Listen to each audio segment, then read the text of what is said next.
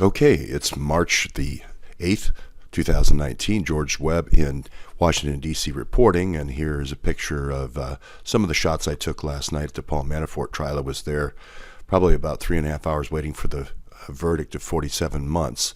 But again, as I predicted, no one mentioned Paul Manafort's 10-year relationship with the Podestas, Paul Manafort being on the Podesta's couch, a Podesta group so often. They called it Paul Davenport. They named a couch after him. And again, pay to play is never so present and never so hidden as when you come to Washington, D.C. My first clip here will just give you a little taste of 50 seconds of a 2-hour broadcast. Again, I think the key here is looking at the connections between these people over a period of time.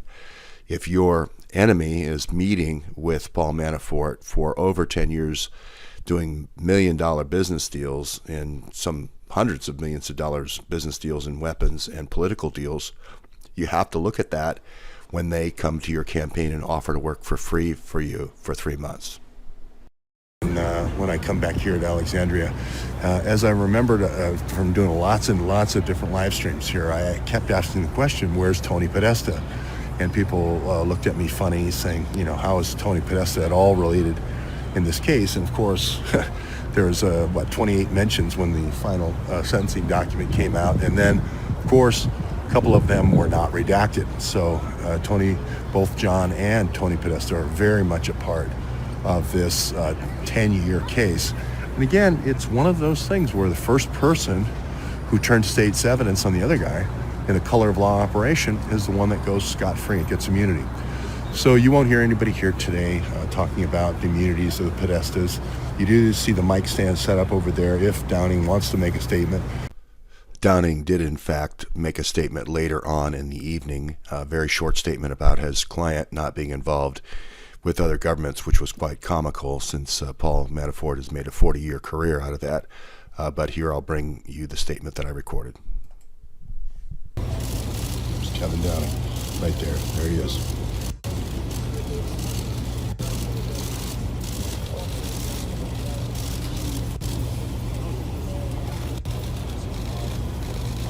Good evening, everyone.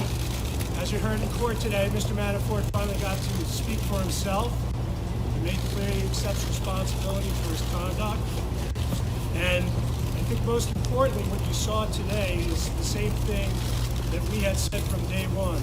There is absolutely no evidence that Paul Manafort was involved with any collusion with any government official from Russia. Thank you, everybody. What do you think of the sentence?